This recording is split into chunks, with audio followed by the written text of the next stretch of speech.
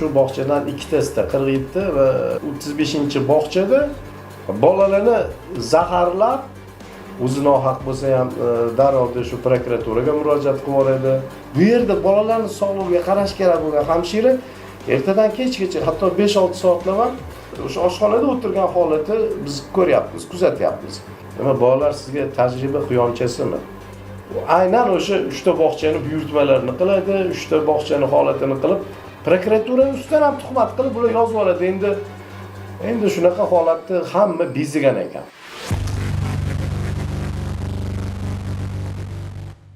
Assalomu alaykum azizlar, siz bilan Orzu va hayot ijtimoiy loyihasi rahbari Ilhomjon Qosimov. Mana ko'pchilikka ma'lum, ayniqsa bir ko'plab mana shu ta'lim sohasida, maktabgacha ta'lim tashkilotlarining faoliyatida ulardagi shu o'rnatilgan outsourcing tizimi, ya'ni Namangan viloyatida shu outsourcing tizimini faoliyatini chuqur o'rganish, bundan tashqari o'sha maktabgacha ta'lim tashkilotlaridagi bo'layotgan holatlar, ulardagi kamchiliklar to'g'risida bir jamoatchilik nazoratini o'rnatganmiz. Bu bilan biz shu Orzu va hayot ijtimoiy loyihasi tomonidan juda ko'plab bir seminarlar o'tkazdik. Bu to'g'risida jamoatchilikka e'lon berib, jamoatchilikni o'zini yig'ib, ular bilan bir alohida shu seminarlar tashkillandi. Tumanlardagi, misol uchun Uchqo'rg'on, Uychi, Kosonsoy, Chust, shu tumanlarda ham asosan o'sha maxsus ommaviy axborot vositalarini yig'ib, shu haqiqatdan ham litsenziyaga ega bo'lgan, o'ziga yarasha ruxsatga ega bo'lgan, rasmiy ro'yxatdan o'tgan ommaviy axborot vositalarini yig'ib, shular bilan hamkorlikda biz o'sha maktabgacha ta'lim tashkilotlaridagi kamchiliklar, ulardagi oldini olish kerak bo'lgan holatlar bo'yicha juda ko'plab shu seminarlar o'tkazildi. Ommaviy axborot vositalari uchun press turlar o'tkazildi. Bundan tashqari mana Namangan viloyatida Xalq demokratik partiyasining binosida ham shu deputatlar kengashining a'zolari, deputatlar shularning ishtirokida ham aynan mana shu maktabgacha ta'lim tashkilotidagi faoliyat, ulardagi kamchiliklar to'g'risida ham jamoatchilik nazoratini o'rnatilgan.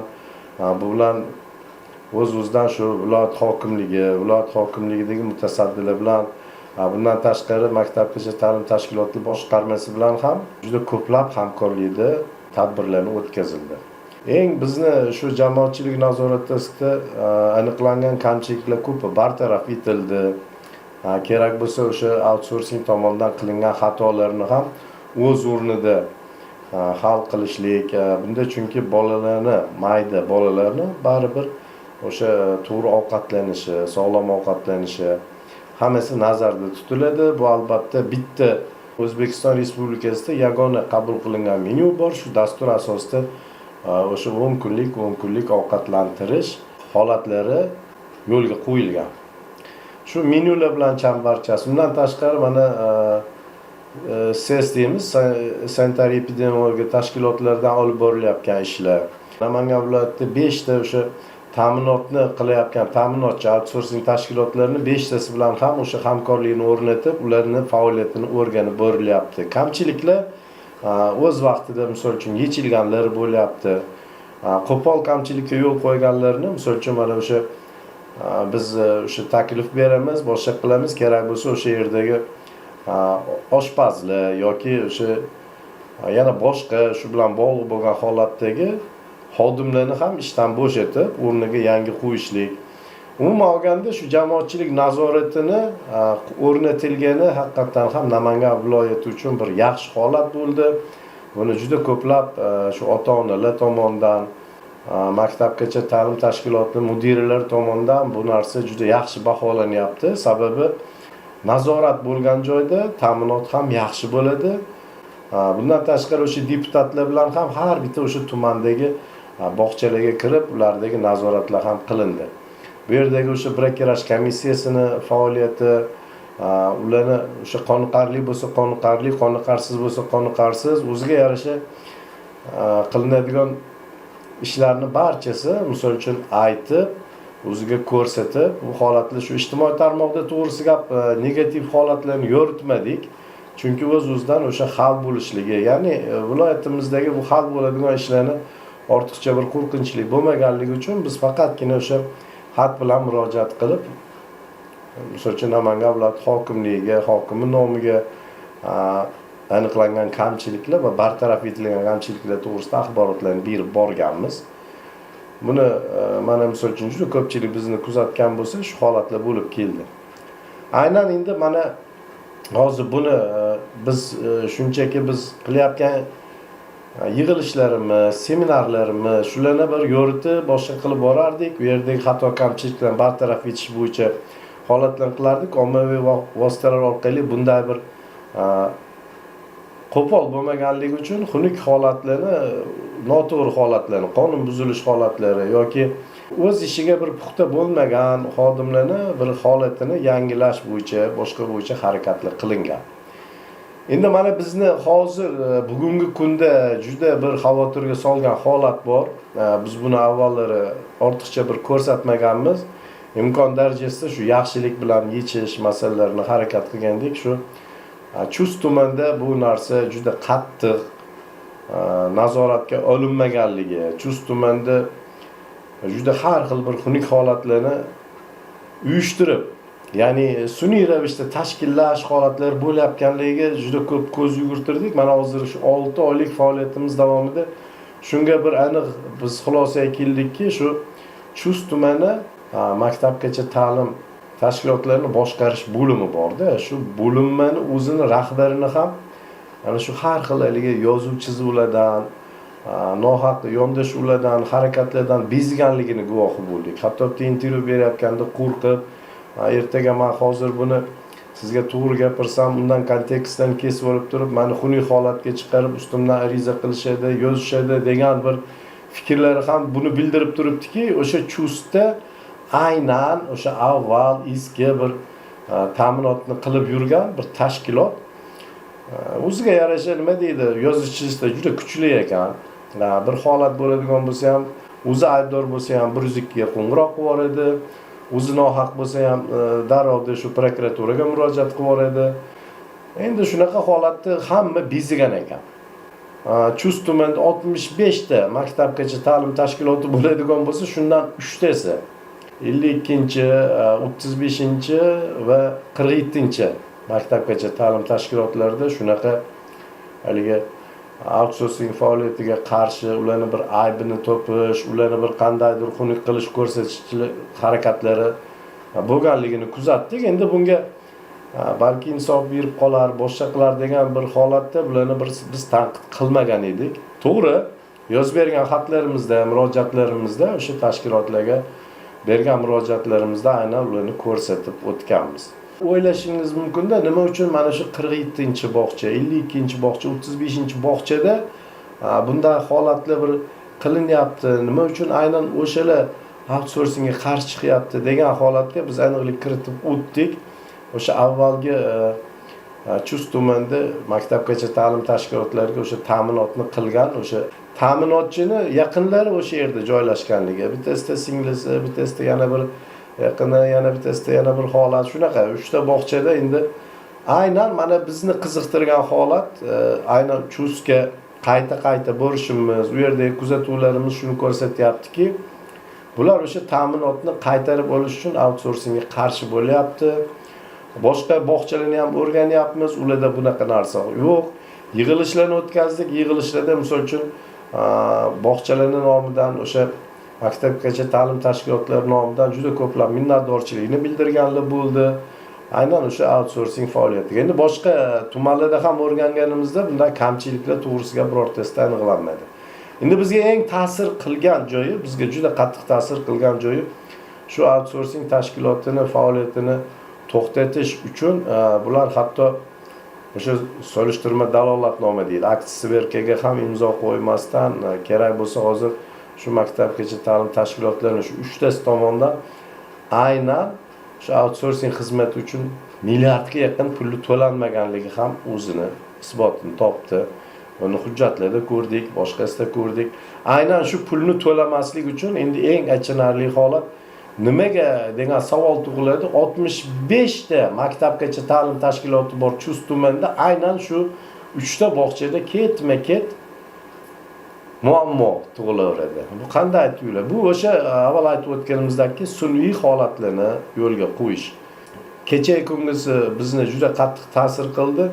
Endi shu outsourcingni yomonlash, ta'minotchini yomonlash uchun shu bog'chadan ikkitasida 47 va 35-bog'chada bolalarni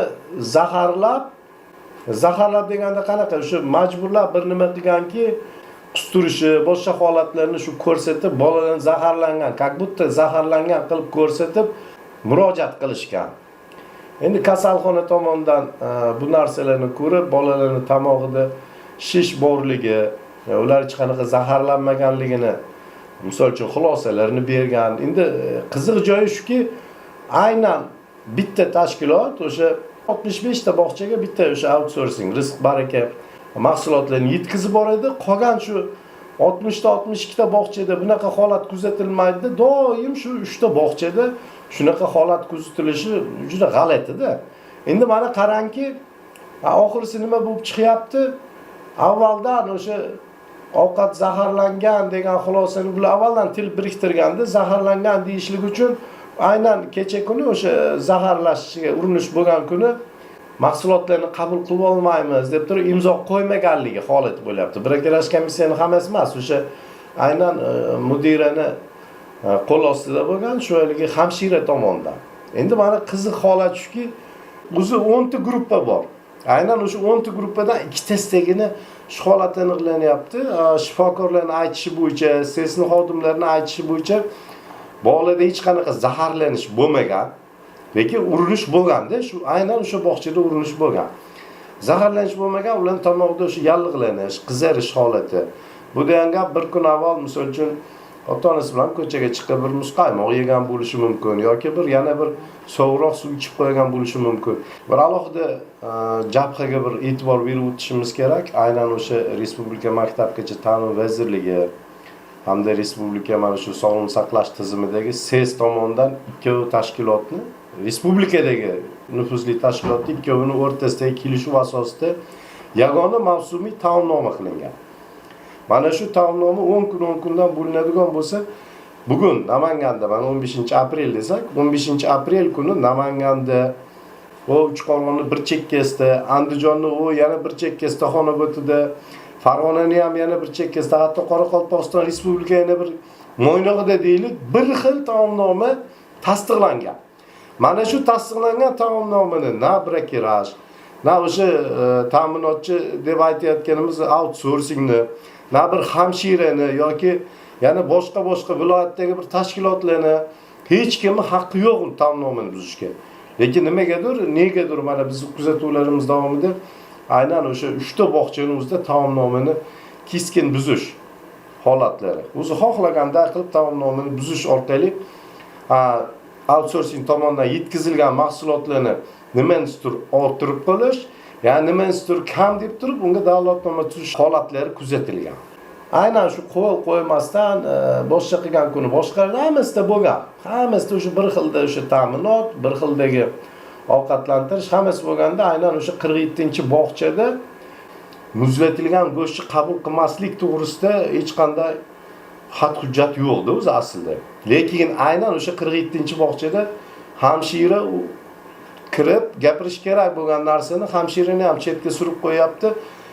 Mudira, bog'chaning mudirasi hech qanday bir haligi himoya kiyimlarsiz, ya'ni xalatsiz, baxilasiz, haligi yo'nida o'sha kichkina bolachasini yetaklab oshxonaning hududiga kirib kelyapti. Vaholanki biz mana jamoatchilik nazoratini qilib olib boradiganlar o'sha ishni qilguncha SESdan hujjat oldik, ruxsatnoma oldik, doktordan o'tdik, xalatlarni kiyib, oyog'imizga baxila kiyib kirdik-da o'sha joylarga. Endi mana ko'ringki, mudirani o'zi nima u bakteriya yuqtiruvchi emasmi? U qanaqadir dezinfeksiya qilingan xodim, u ham inson siz bilan bizga o'xshagan. Lekin u o'sha bolacha bilan kirib oshxona ichida bemalol aylanib yuribdi, o'zi tushunmaydi. Tasdiqlangan o'sha tadbirlar rejasi, tasdiqlangan menyuni birortasini tushunmaydi. Biz muzlatilgan go'shtni qabul qilmaymiz degan gapni gapirgan. Mana muzlatilgan go'sht keldi. Mana ushlab ko'ring buni. Ya bu ushlashim shart emas, muzlagan bilaman. Bolalarga umuman muzlatilgan go'sht mumkin emas dedi. Ha. Kecha MC'si Shu gapga javob berasiz bu joyda. Ha, bo'ldi. Doktor kelib aytdi. Umuman mana zilkalaringda tovuq go'shti yotgan ekan, umuman mumkin emas dedi. Aha. Bolaga muzlatilgan go'sht umuman mumkin emas. Muzlangan go'sht umuman olib Bo'ldi, siz yozdim. Bo'ldi. Endi buni hozir kim o'lchab oldi o'zi buni? Hali o'lchamadik. Biz tarkibini ko'rib olamiz muzlangan. Xo'p, ana menyuga qarab o'lchab olasizlarmi? Menga qarab o'lchab olamiz. Muzlangan go'sht o'lchab olmaymiz. Bo'lmasa bitta qog'oz yozib bering, muzlagan go'sht mumkin emas deganligi uchun men qabul qilmayman deng. Dalolatnoma bo'lib qolsin. U to'g'risida ham o'sha bir olimlik qilib turib, go'shtni qabul qilinmasligi to'g'risida dalolatnomani ham tuzib bergan. Natijada bolalar go'shtsiz qolishiga sabab bo'lgan. Endi mana alohida mana shu hozirgi tuzilgan o'sha dalolatnomaga ko'z qaratsangiz, hamshiraning imzosini ham soxtalashtirishgan ekanda, hamshira o'zi ishga kech qolib kelgandan keyin bu imzo meniki emas deyapti. Mana shu dalolatnomada ko'ring. Aslida tartibi bo'yicha mudira bu narsalarga aralashish kerak emas. Endi bular yana shuni harakatini qilganki, shu go'sht orqali go'sht yetib kelmadi deb turib biror narsa yana yozamiz, chizamiz deb o'ylagan, lekin bu baribir nima deydi, faqat mudira o'zi u yerda harakatda emasligi, boshqa holatda bu mumkinligi, aslida bu muzlatilgan go'shtni, misol uchun o'sha tartibi bo'yicha yozilganda ikkinchi marta muzlatish mumkin emas go'sht deyilgan, tavsiya etilmaydi deyilgan. Ikki marta muzlatilgan go'sht tavsiya etilmaydi deyilgan, lekin mumkin emas deyilgan joyi yo'q.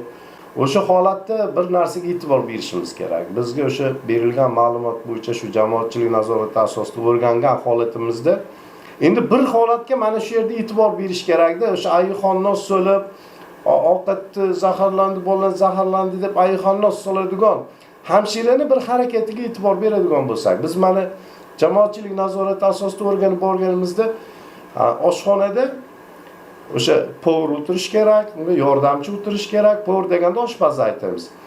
Yana o'sha yerda endi o'zi outsourcing tomonidan nazorat qiladigan odam. Hamshiraning ishi ovqat tayyor bo'lgandan keyin uni tekshirib ko'rib, iste'molga yaroqli yoki yaroqsizligini belgilab berish kerak. Lekin u shef povurdan ham yuqori bo'lib, bu yerda bolalarning sog'lig'iga qarash kerak bo'lgan hamshira ertadan kechgacha, hatto 5-6 soatlab ham o'tirgan holati, o'sha oshxonada o'tirgan holati biz ko'ryapmiz, kuzatyapmiz. Nima uchun bog'chaga kirib kelayotgan bolani hamshira eshiging tagida kutib olib, yuzida, ko'rinishida qanaqadir kechaginga qaraganda u qaramaydi-da. Bolalarga qaragan odam, mana bugun men farzandimni ko'rsam, ertalab uydan chiqib ketayotganimda farzandimga qarasam, sog'lig'iga e'tibor beraman. Kechqurun kelaman, sog'lig'iga e'tibor beraman. Qaragan, kuzatgan bo'lgan hamshira bo'lganda boladagi farqni bilardi. Kakaoli sutimiz tayyor. 9:21 lekin hamshiramiz hali ruxsat berganlari yo'q. O'zlari ham yo'q, kelganlari yo'q. Biz ruxsatni kutib, quyib tayyorlab turibmiz. Lekin o'zlari yo'q. Nima bankachisi yo'q, mana mesestramiz ham o'zi yo'q. O'zimiz probov qo'ydik. Mana shu holatda bu hamshiralarning o'sha bolaning sog'lig'iga o'zi e'tibor bermaganligini dalil isbot sifatida keltirish mumkin. Qarangki, sun'iy bir norozilikni keltirish uchun bolalardan foydalanishgan. Nima, bolalar sizga tajriba quyonchasimi? Mana avvalroq ham bir bo'lgandi shu narsa, aynan o'sha chustda bo'lganda bolalarga o'sha noto'g'ri dorilarni berish orqasidan mana zaharlanish holatlari aynan bo'lgandi, shu aynan Chust tumanida bo'lgandi.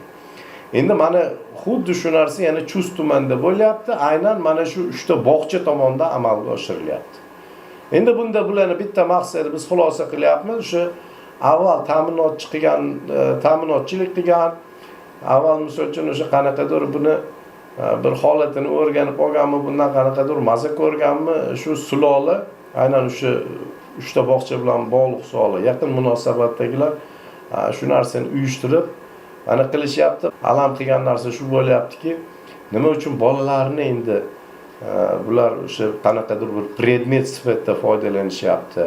O'zlarining g'arazli maqsadlarini amalga oshirish uchun bular aynan bolalardan foydalanishyapgani bu juda achinarli holat. Chunki uning orasida bolalarda endi bolalarni zaharlashga urinish, ularni qandaydir o'sha tomog'ini shishiga sababchi bo'lib, lekin bir narsa borki, shuning ichida bir zahar, boshqa xush berishligi orqasidan bolani tengdan misol uchun mana o'ylab ko'ringda, tengdan o'sha 3 ta bog'chada 100 tadan bo'ladigan bo'lsa, 300 ta bolani tengdan zaharlab olib borishsa ulgurmay qoladi.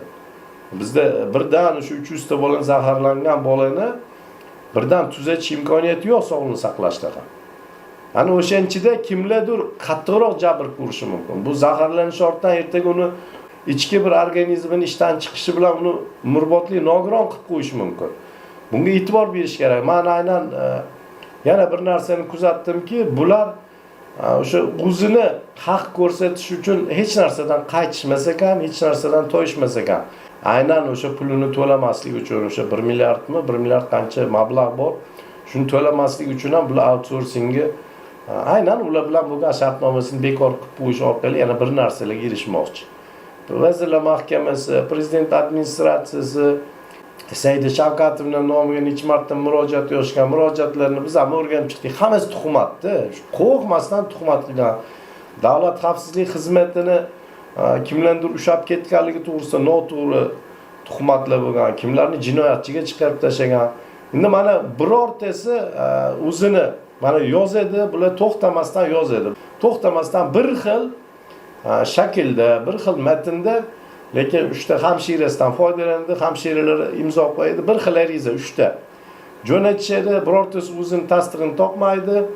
Respublikadan maxsus komissiya tuziladi. Maxsus komissiya tuzilgandan keyin prokuratura tomonidan tekshirilganda, u tuhmatli o'zini isbotini topmasa, endi tekshirilgan organ prokuraturaning ustidan ham tuhmat qilib bular yozib oladi. Endi bizda bular anaqa ekan, bir tomonlama harakat qilar ekan, mana DXX ham tekshirdi, ular ham bizdagi chustdagilarga ishonch yo'q, chustdagilar hammasi ularga qilyapti, endi respublika tomonidan tekshirib bering deb. Vaholanki bu outsourcing tashkilotini nafaqat biz mana jamoatchilik nazorati ostida. Buni tekshiradigan ses bor, ichki auditi bor. Bularni skladdan o'sha yukxonasidan chiqadigan yuklar, mahsulotlar hammasini tekshiradigan va oxiri borib o'sha har bitta maktabgacha ta'lim tashkilotining o'zi brokiraj komissiyasi tekshirib oladi. Ovqatlarni yaxshiligiga, berishga mumkinligi to'g'risida hamshiralar xulosa beradi. Endi biz hozir bu videoni, bu murojaatni qilishimizdan asos ko'plab o'sha bog'chalardagi, maktabgacha ta'lim tashkilotlaridagi mudiralar va hamshiralarning noroziligi bo'ldi. Ular telefon orqali murojaat qilyapti. Nima uchun deydi? Mana 65 ta bog'cha bo'lsa, shu 3 tagina bog'chada mana shunaqa urinish bo'ladi. Endi bular ariza yozadi, bularni o'zini tekshirmaydi deydi. Bular arizachi bo'lganligi uchun bularni o'zini tekshirmaydi. Bu yoqda biz to'g'ri ishlab turgan bizni boshqa bog'chalarni ham o'sha komissiyalar kelib tekshiradi, hech narsa topilmaydi, lekin ariza yozib tuhmat qilgan mana shu 3 ta bog'chaga hech qanday chora ko'rilmaydi degan norozichilikdan keltirishdi. Shuning uchun mana shu efirni qilyapmiz. Bolalarni endi nima deydi? Agar zaharlashga urinish bo'lmaganda, bolalarni bir shunaqa holatga keltirib ularni qiynash bo'lmaganida biz bu videoni qilmasdik. Endi agar bu turishda yana jim turiladigan bo'lsa, haqiqatan ham o'sha maktabgacha ta'lim tashkilotining o'sha yuqori vazirligini aytadigan bo'lsak, vazirlik e'tibor bermasa, aynan shu 3 ta bog'chada maktabgacha ta'lim tashkilotidagi rahbarlarni, hamshiralarni alishtirmasa, darrov alishtirmasa bog'chada aniq mana shu 3 ta bog'chada birortasi bolamizni biz shu tajriba quyonchasi qilib bunaqa foydalanishda zaharlab qo'ydiramizda. Bu hazil narsa emas. Bolalarni taqdiri bilan o'ynash hazil emas. To'g'ri, milliard pullarni bermasdan uni sud orqali undirib olish mumkin. Organlarning aralashishi bilan u pullarni undirib olish mumkin, lekin bolalarni ortidan bunaqa holatlarni qilishlik bu endi inson taqdiri bilan o'ynashga to'g'ri keladi. Shuning uchun mana shu videoni qilib, men hozir murojaatimni yetkazyapganim mutasaddi tashkilotlar, mana sizlarga qancha o'sha arizalar, murojaatlar qilingan. To'g'ri, sizni ham to'g'ri haqiqatni gapirib chiqsangiz yoki javob bersangiz, siz yuqori tashkilotingizga, misol uchun prokuraturaning Gen prokuraturaga yozishadi. Mana bu prokuror noxolis harakat qilyapti deb. Lekin vaholanki shu huquqni muhofaza qiluvchi organlar bunga qattiq harakat qilib, qattiq bir birlashib, qat'iy qonuniy chora ko'rish kerak. Endi mana yana bir jihat bor. Aynan ijtimoiy tarmoqlarda o'sha chiqargan holatlarimiz, ko'rsatgan holatlarimiz bo'yicha aynan o'sha bularning o'zini yollab olgan bir komandasi bor. blogerlar komandasi. Adashmasam Chust xalqimi shunaqa. Aynan o'sha Chust xalqi nima? Mana hozir bolalarni o'sha olib bordi, gruppovoy olib bordi o'sha yerga. Damas'da olib borishdi, bolalar zaharlandi deb nima shu holatlarni yoritmadinglar? Chunki u sizlarni o'zingizlarni hamkoringlar. Aynan o'sha Chust xalqi Jizzaxdagi, Andijondagi, o'sha Toshkentdagi yoki boshqa viloyatdagi bo'lgan holatlarni shu bog'cha mudiralari ularga tashab beradi. Shularni qilib turib, olib turib Namanganda Chustda shunaqa bo'lyapti deb turib, o'sha 3 ta 4 ta bog'chani ichida aylantirib yurishadi deb outsourcingga qarshi mana qancha videolarni qilishdi. Hatto tuhmat qilib biz savol berdik, savolimizga javob berishmadi degan mazmunda ham videolarni qilishdi. Nima uchun? Bu o'shani obro'sizlantirish uchun. Vaholanki u yerda 7 ta 8 ta ommaviy axborot vositalari, men qaytaram, avval aytib o'tdim, 7 ta 8 ta ommaviy axborot vositalari, rasmiy ro'yxatdan o'tgan ommaviy vositalari shu holatlarni xolis ko'rsatib, xolis namoyish etdi, lekin bu o'sha Chust xalqi degan bilmayman qanaqa diplomga ega ular yoki haqiqatan ham ular bir kuchli bir haqiqatan jurnalistlikda o'zini olib boradi. Vaholanki 11-sinfni bitirgan bo'lsa kerak. Agar birorta texnikumni bitirmagan bo'lsa, lekin bu juda bir aynan o'sha 3 ta bog'chani buyurtmalarini qiladi, 3 ta bog'chani holatini qilib, xalqni orasida shu outsourcingga nisbatan norozilik keltirish uchun juda ko'p efirlar tayyorlaydi, juda ko'p maqolalar tayyorlaydi. Bu to'g'risida endi outsourcing tomonidan bizni bilishimiz bo'yicha ichki ishlarga murojaat qilingan, prokuraturaga murojaat qilingan bu holatlar bo'yicha haqiqatdan ham Chust xalqi tomonidan unga bir jon kuydiradigan Telegram kanal bo'lganda aynan kecha kuni o'sha zaharlanganlarni borib hech yo'g'an ularni zakazi bo'yicha borib turib outsourcing yomonlar uchun chiqarish kerak edi. Lekin bular o'zini o'sha harakatda amalga oshmaganligidan o'zi bir g'alati holatda tutyapti. Endi biz mana jamoatchilik nazoratini shu kengashini tashkil qilgan Orzu va ijtimoiy loyihasi rahbari sifatida men bir narsani iltimos qilamanki, o'sha maktabgacha ta'lim tashkilotlari nazorat qiladigan o'sha bo'limi boshlig'ini ham rotatsiya qilish kerak. Boshqa tumanga olish kerak, boshqa tumandan bir yaxshi rahbarni qo'yish kerak. Buni ortida albatta o'sha bolajonlarimiz taqdiri turibdi. Yana bir narsani aytib o'tishim kerakki, har bitta mana shu gapirayotgan gapimga menda asos bor. Huquqni muhofaza qiluvchi organ tomonidan kelasizmi? Ota-onalar tomonidan kelasizmi yoki mana shu outsourcingga qarshi chiqayotgan shu bog'chani tarafdorlarimi, kim keladigan bo'lsa, men har bitta hujjatni shu urilgan muhri bilan, asoslari bilan, davlatnomalar bilan isbotlab ko'rsatib bera olaman. Chunki Orzu va ijtimoiy loyihasi biror marta biron kishiga tuhmat qilib yoki u to'g'risida yolg'on ma'lumotni tarqatgan emas. Bee'tibor bo'lmaganligingiz uchun sizga rahmat. Siz bilan Orzu va ijtimoiy loyihasi rahbari Ilhomjon Qosimov bo'ldi. Rahmat sizga.